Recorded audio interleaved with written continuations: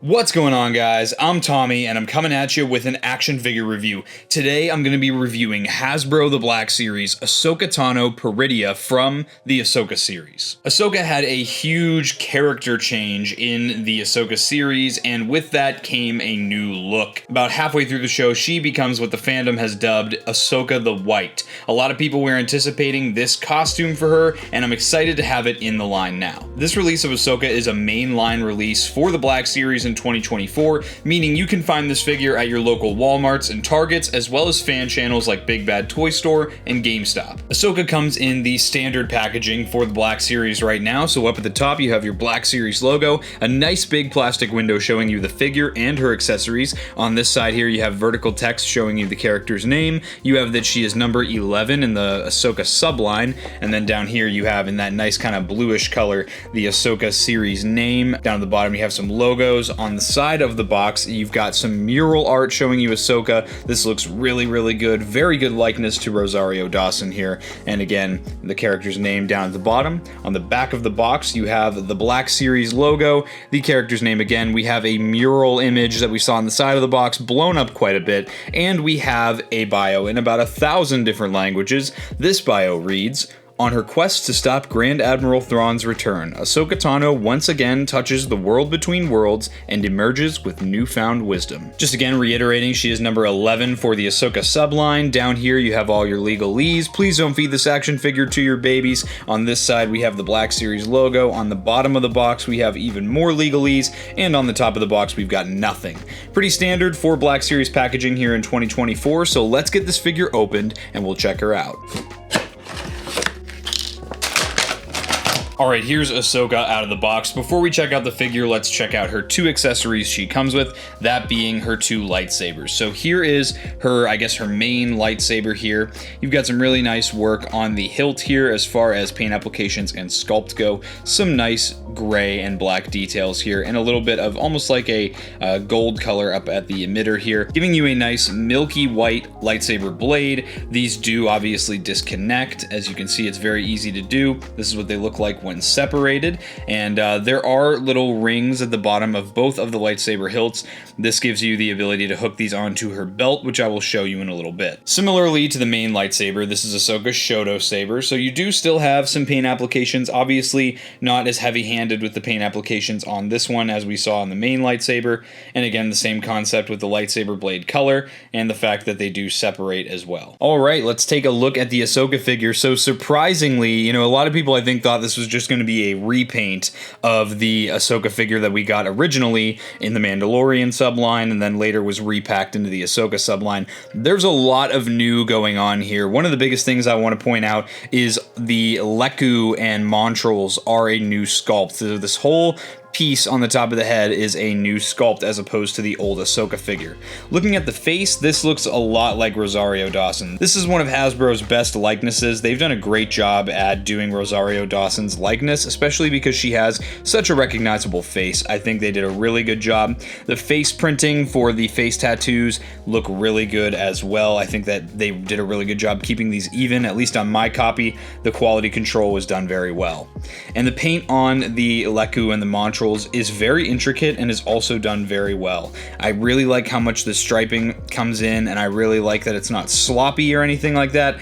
Everything looks good, everything looks nice and clean as it should. And aside from that, we've just got a ton of different paint and sculpt work here. I mean, just looking at the gauntlets here that kind of have those wrappings painted on there, that's not always something I expect from Hasbro. Sometimes I expect those little wrappings to just be sculpted, not painted. But they've done a good job also painting the underneath of these. I think that looks awesome. They've even gone as far as to paint some of the orange skin tone on the back here on these wrappings on the upper arms. It looks really good, and all the sculpted and painted detail on the belt also looks amazing. All these little pieces, like these little strands of beads or whatever these are all loose, and same with these straps on the back here, the ties at the back of the belt.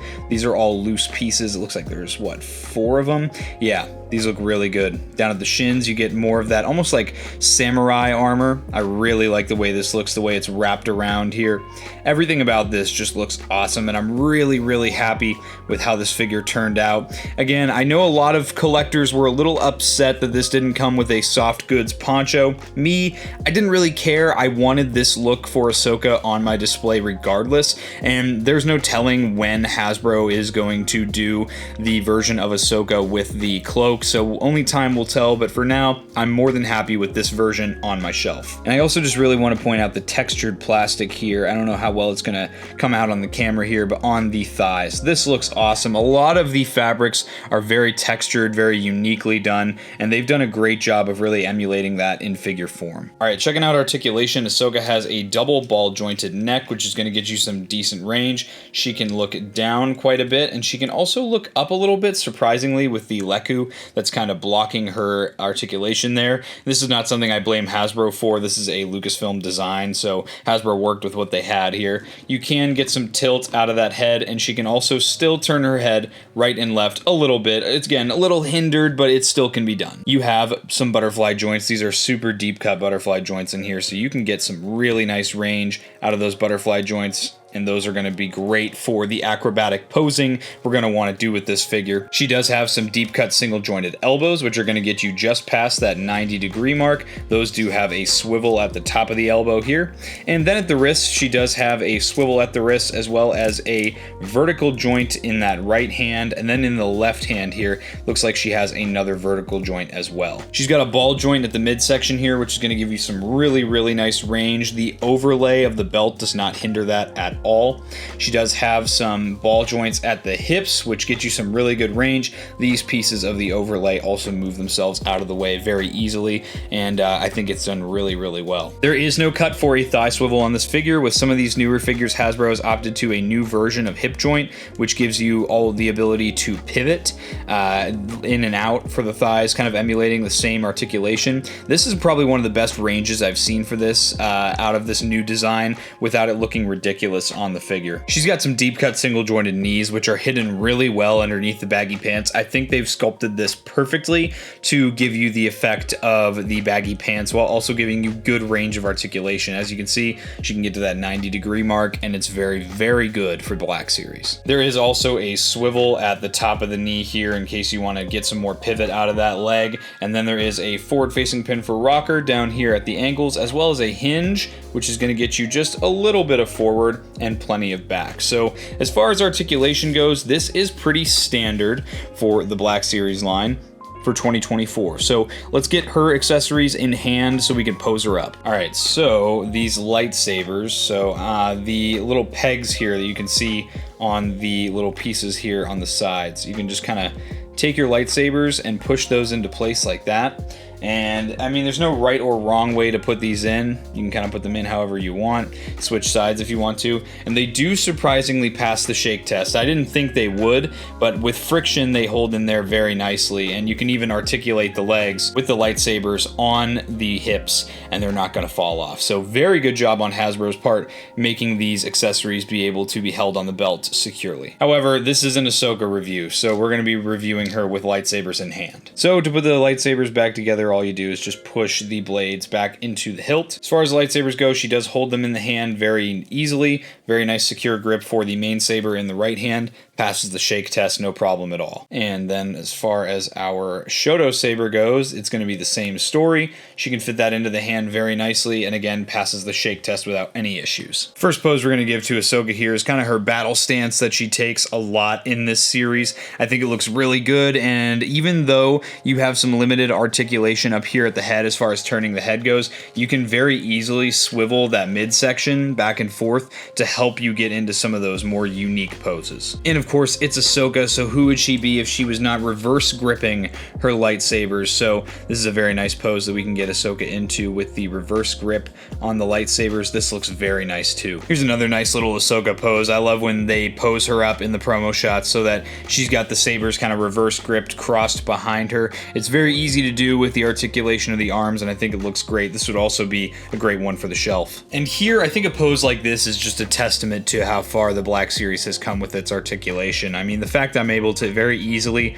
get this figure in a pose like this, where she's got one leg off the ground, looks like she's running at an opponent. This is a great pose here. I think this is going to look great on the shelf. Again, a very balanced one-legged pose, which I think really adds and diversifies, you know, the shelf presence. And I think it's great that the Black Series is at a point now where we can achieve poses like this with little to no effort at all. And here, just for comparison's sake, I have, this is the original Ahsoka figure that came out for the Ahsoka subline on the left, and then on the right we have the figure we're reviewing today. You can see most definitely here how different these sculpts for the Leku and the Montrals are. They really went out of their way to make it more accurate to the Ahsoka series with this newer Ahsoka figure, and I'm really appreciative that they went that extra mile, because I don't know how many more times they plan to reuse this Ahsoka sculpt, but I'm glad that even if this is the only one, that they decided to go with a more accurate look to the show on this last one here. So that's gonna do it for this review, guys. I think if you're a fan of the Ahsoka show, or if you just like Ahsoka in general, I think you should definitely get this action figure. It is